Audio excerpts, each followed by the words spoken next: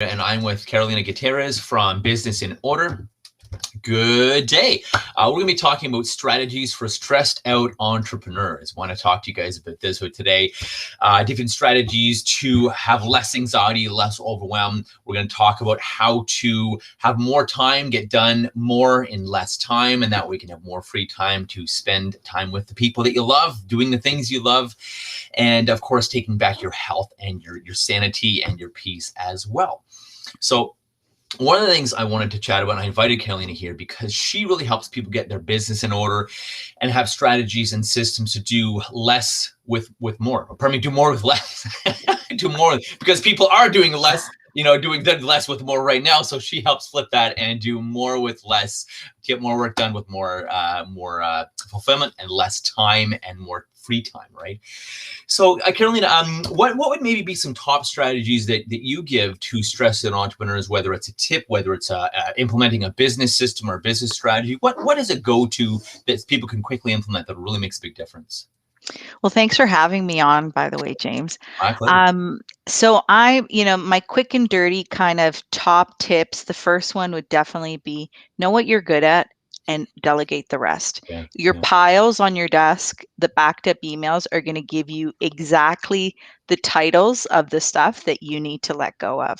If you're waiting for the next long weekend to happen, or if you're waiting for the next time off to catch up, that's a sign that it's something that either you struggle with, you don't like to do, or there are other priorities that take precedence.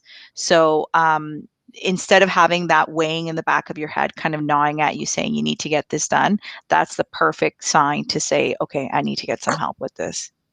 Makes sense. Makes sense. When I follow Dan Sullivan, and he wrote a book called Who Not How. And to your point, it's about finding your who can do this really well and take it off my plate versus figuring out how to do it. And I mean, I made mistakes. A lot of mistakes when I was starting my business, but I was Who hasn't, right? Exactly. In fair point. It's why I have a lot of empathy for people. But I was creating my own business cards, my own flyers, and they took forever, like days, and they sucked. It didn't look very good, anyways. And I didn't enjoy it. It wasn't what I loved. I had to learn a whole new software system, and I think it's that mindset when we start businesses, or we're just too entrenched in the business. It's like, oh, it's mine. Or if the Lord of the Rings, it's the precious, and we don't want anyone touching our business because we think they're going to screw it up. And sure, I always say, fire fast when you need to. That's why I like having vendors versus actual employees. And if you need to fire fast and tell people what you want. Avoid letting people screw your business up. It's your business.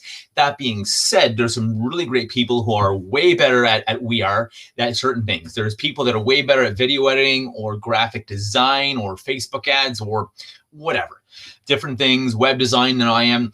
And I don't want to do it anyways because it's not my unique ability. It's not my core strength. My top, 2-3 things that I do that I rock at. I rock at speaking. I rock at teaching.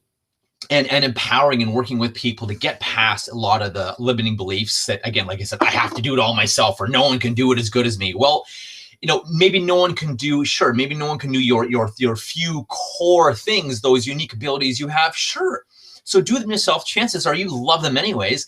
And then to your point, Carolina, outsource the rest that you don't love, that you don't want to do, because it is a limiting belief that, I have to do it all and no one's going to do it. Trust me, you can't do it everything as well as some other people, like a graphics designer or a web designer or a Facebook ads person. Trust me, such a time.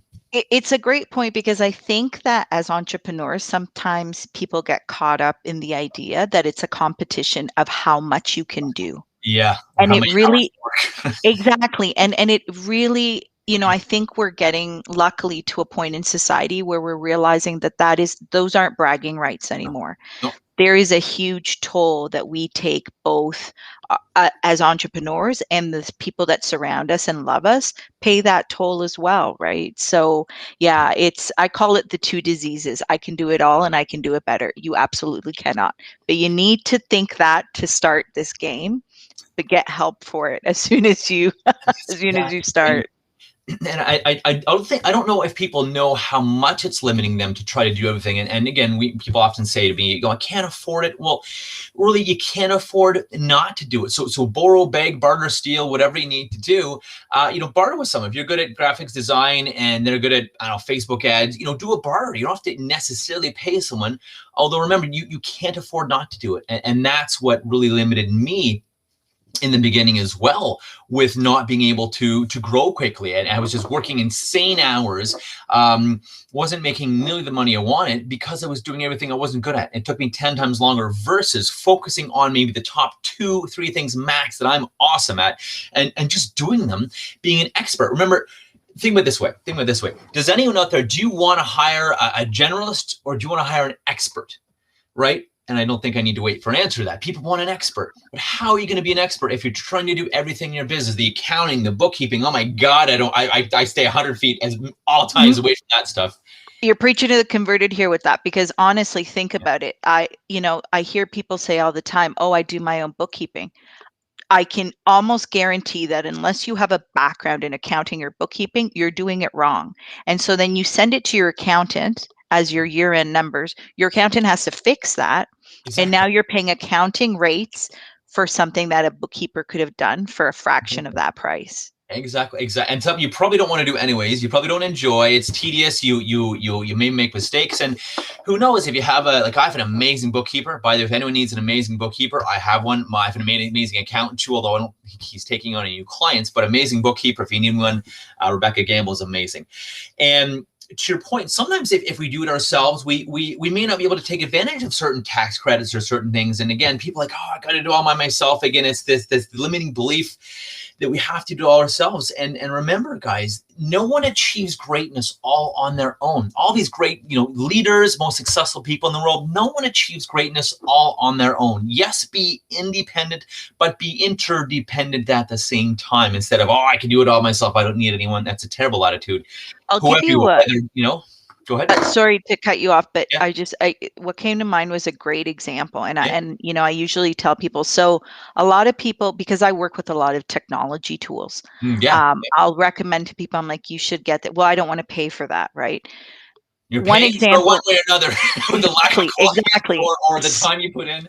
So personally, I went through this too, because I'm everyone that's an entrepreneur is experimenting, just like you said at the beginning. And I remember I held back a lot on taking credit cards because I'm like, I don't want to pay for the fees. I'm still really small.